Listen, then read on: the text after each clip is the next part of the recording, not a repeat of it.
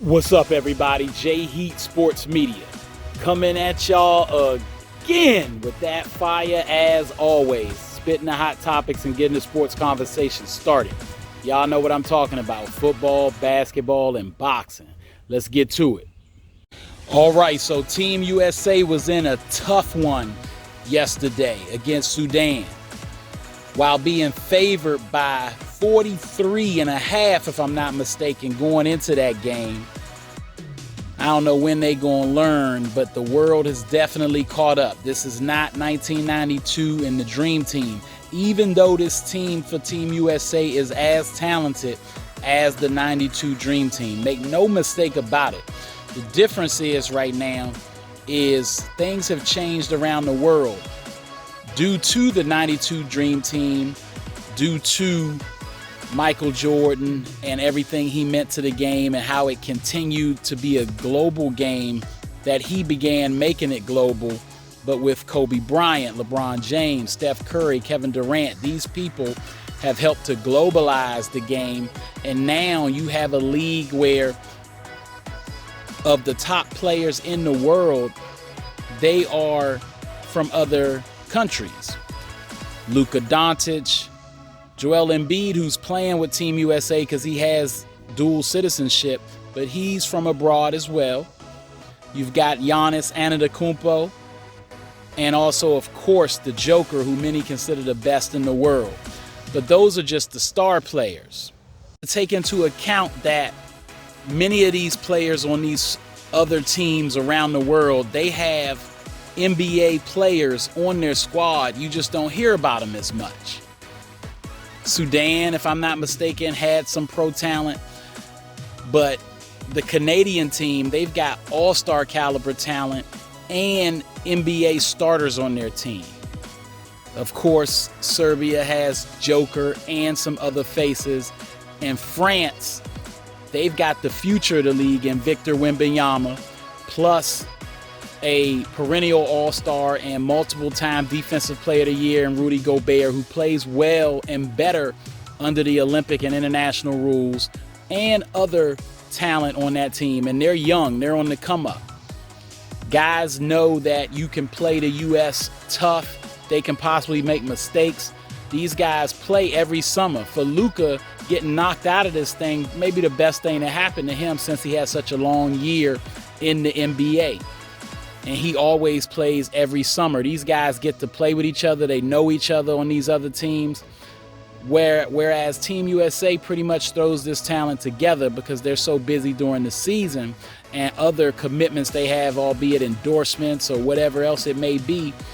These guys practice individually with their workout teams and their trainers, but not necessarily building cohesion together. So they put together the best talent in the world on one team, no doubt about it.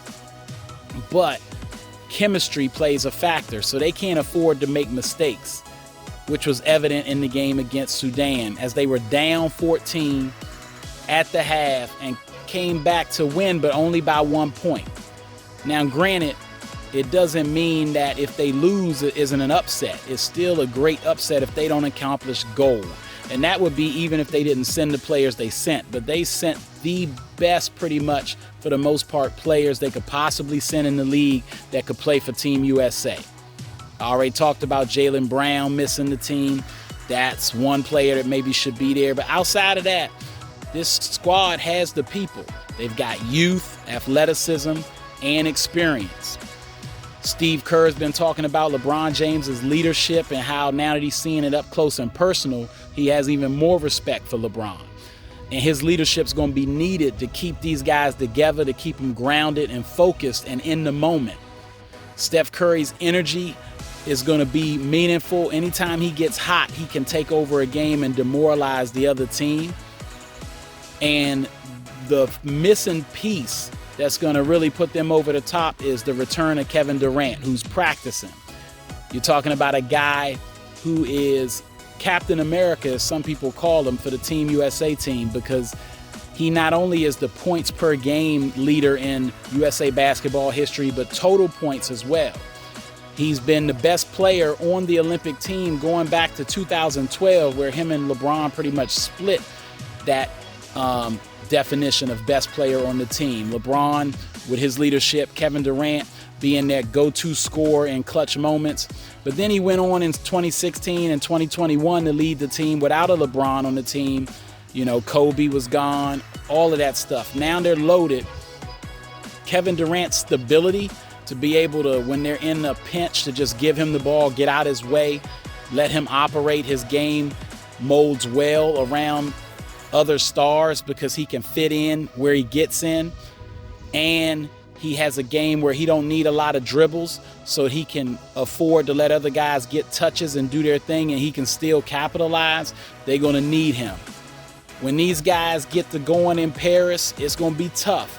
And like they played, like the Spanish team gave the U.S. a lot of problems in 2008 and 2012, Canada and also the French team could be problems, but they should win, and I expect them to win. But they got to have a whole team together, and they got to trust one another and be willing to accept their roles. Looking forward to seeing how it turns out.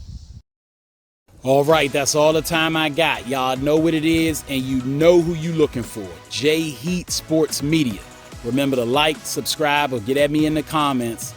Find me on YouTube, Instagram, X, and TikTok.